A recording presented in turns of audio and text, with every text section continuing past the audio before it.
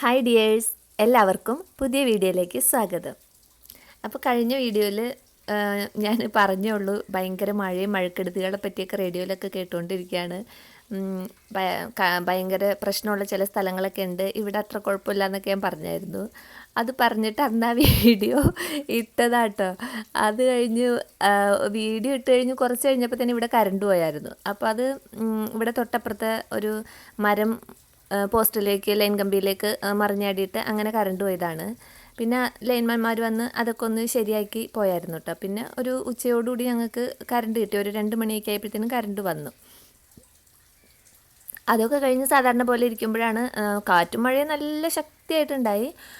രാത്രി ഒരു 8 മണിയായപ്പോൾ കറണ്ട് പോയിട്ടോ. പിന്നെ കറണ്ടിനെ പറ്റി ഒരു അറിവുമില്ല. അപ്പോൾ ഇപ്പോൾ വരുമെന്ന് വിചാരിച്ച് നമ്മളിങ്ങനെ കാത്തിരുന്നിട്ടൊന്നും കറണ്ട് വന്നില്ല. നേരം വെളുത്തിട്ടും കറണ്ടൊന്നുമില്ല. അപ്പോഴാണ് രാവിലെ മുറ്റത്തിറങ്ങി നോക്കുമ്പോൾ ഉണ്ട് നമ്മുടെ ഗേറ്റിനോട് ചേർന്ന് മതിലിലേക്കൊക്കെ ഇങ്ങനെ ലൈൻ കമ്പികൾ ഇങ്ങനെ പൊട്ടിച്ചാടി കിടക്കണുണ്ട് കേട്ടോ. അപ്പോൾ നോക്കുമ്പോൾ 2 പോസ്റ്റാട്ടോ ഒടിഞ്ഞു പോയി. അപ്പോൾ ഒരു പോസ്റ്റ് നമ്മളിങ്ങനെ പോസ്റ്റ് മുകളിലേക്ക് ലൈൻ കമ്പിയായിട്ട് ഇങ്ങനെ നിൽക്കുമ്പോൾ നമ്മളത് അത്ര കാര്യമാക്കണില്ല, നമ്മൾ അറിയണില്ല. നമ്മൾ ശരിക്കും ഒരു തെങ്ങ് പോലെ തന്നെ കേട്ടോ. ഇപ്പോൾ തെങ്ങിൻ്റെ തടി താഴെ നിന്നിട്ട് വെയിറ്റ് മുഴുവൻ അതിൻ്റെ ഓലയും മടലും തേങ്ങയും എല്ലാ വെയിറ്റും തെങ്ങിൻ്റെ മുകളിലാണല്ലോ. അതുപോലത്തെ അവസ്ഥയാണ് ഈ പോസ്റ്റിൽ നിന്ന് ഇത് മറിഞ്ഞ് ചാടുമ്പോഴാട്ടോ മനസ്സിലാവണം. ആ ഒരു പോസ്റ്റിൽ താങ്ങാവുന്ന കമ്പികളൊന്നും അല്ല അതിലുള്ളത്. എന്തുമാത്രം കമ്പികളാണോ അങ്ങോട്ടും ഇങ്ങോട്ടും കെട്ടുപണിഞ്ഞിങ്ങനെ പോയിക്കൊണ്ടിരിക്കണത്. ഇതെല്ലാം കൂടി ഒടിഞ്ഞ് നുറുങ്ങി നടു റോട്ടിൽ ചാടി കിടക്കാട്ടോ. നമ്മുടെ ഇതിലാണെങ്കിൽ ഇഷ്ടംപോലെ വണ്ടികളൊക്കെ പോണതാണ്. അങ്ങനെ ആ പോസ്റ്റ് ഒരെണ്ണം ഒടിഞ്ഞ് റോട്ടിൽ കിടന്നു. അപ്പോൾ ഈ പോസ്റ്റിൻ്റെ എല്ലാ വെയിറ്റും കൂടി തൊട്ടപ്പുറത്ത് കുറച്ച് ദൂരെയായിട്ട് വേറൊരു പോസ്റ്റിലേക്ക് ആ വയർ മുഴുവൻ അങ്ങോട്ട് തൂങ്ങിയിട്ട് ആ പോസ്റ്റ് തുരുതുരാന്ന് ഒടിഞ്ഞ് അതും അങ്ങനെ 2 പോസ്റ്റ് ഒടിഞ്ഞ് നുറുങ്ങി റോട്ടിൽ കിടക്കായിരുന്നു കേട്ടോ. എന്നിട്ട് ഈ പോസ്റ്റുകൾ റോട്ടിൽ കിടക്കണോണ്ട് തന്നെ വണ്ടികൾക്കും പോകാൻ പറ്റില്ല. കറണ്ടിൻ്റെ കാര്യം പിന്നെ പറയാൻ വേണ്ടല്ലോ, കറണ്ടും ഇല്ല. ഞങ്ങളിത് ഇത്രയും ഒരു 2-3 ദിവസമായിട്ട് വെട്ടവും ഇല്ല, വെളിച്ചവും ഇല്ല, വെള്ളവും ഇല്ലാത്ത ജീവിതമായിരുന്നു കേട്ടോ. ഒട്ടും അവർ എന്തുമാത്രം അവർ പണിതിട്ടുണ്ട്. ലൈൻമാൻമാർ KCB-കാരൊക്കെ രാവും പകലും ഒക്കെ ഇവിടെ ജനറേറ്റർ വെച്ചിട്ട് നല്ല വർക്കായിരുന്നു. എന്നിട്ടും ഇപ്പോഴും ഞങ്ങൾക്ക് ടെമ്പററി ആയിട്ടാണ് ഇപ്പോൾ കറണ്ട് കിട്ടിയേക്കണത്.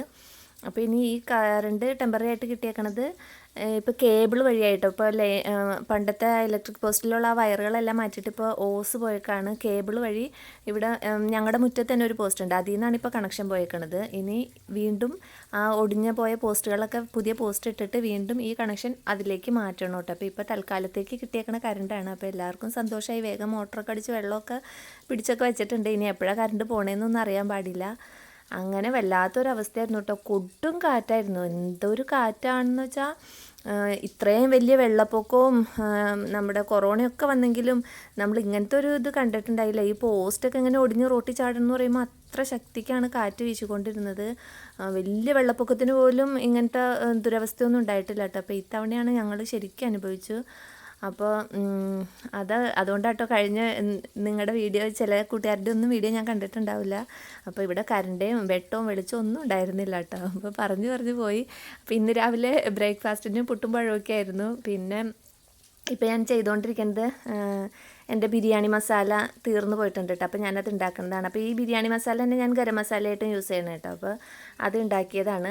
അപ്പോൾ അതിന് ഞാൻ ചെയ്തേക്കണത് ഒരു അളവ് പറയുകയാണെങ്കിൽ ഒരു വലിയ സ്പൂണിന്, ഒരു കയ്യിലെന്നൊക്കെ പറയില്ല, ആ ഒരു വലിയ സ്പൂണിന് 3 സ്പൂൺ പെരിഞ്ജീരകം എടുക്കുകയാണെങ്കിൽ അതേ സ്പൂണിന് 1 സ്പൂൺ കറുവപ്പട്ട, ഒരു 1/2 സ്പൂൺ ഗ്രാമ്പു, ഒരു 10 ഏലക്ക, ആ ഒരു കണക്ക് വെച്ചിട്ടാട്ടോ ഞാൻ എടുത്തേക്കണത്. അപ്പോൾ ഞാൻ അതിനനുസരിച്ച് കൂടുതൽ എടുക്കുമ്പോൾ അതിനനുസരിച്ച് സാധനങ്ങളും കൂടുതൽ എടുത്തിട്ടുണ്ട്.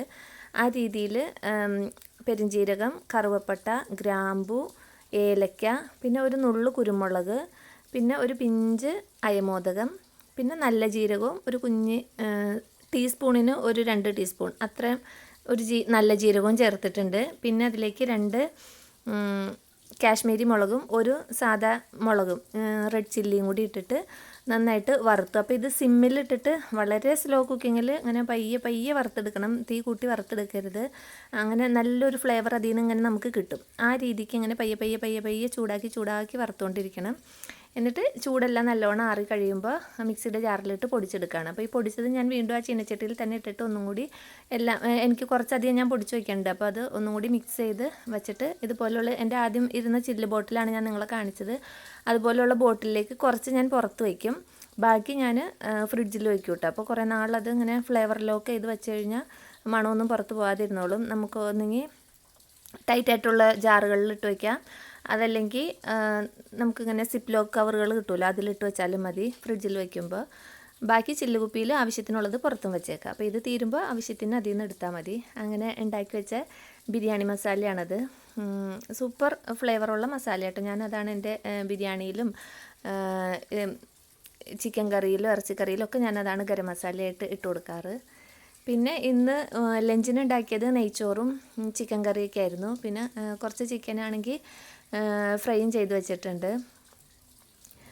അങ്ങനെ രാവിലത്തെ വിശേഷങ്ങൾ അതൊക്കെ കഴിഞ്ഞിട്ടുണ്ട് കേട്ടോ. പിന്നെ വൈകുന്നേരം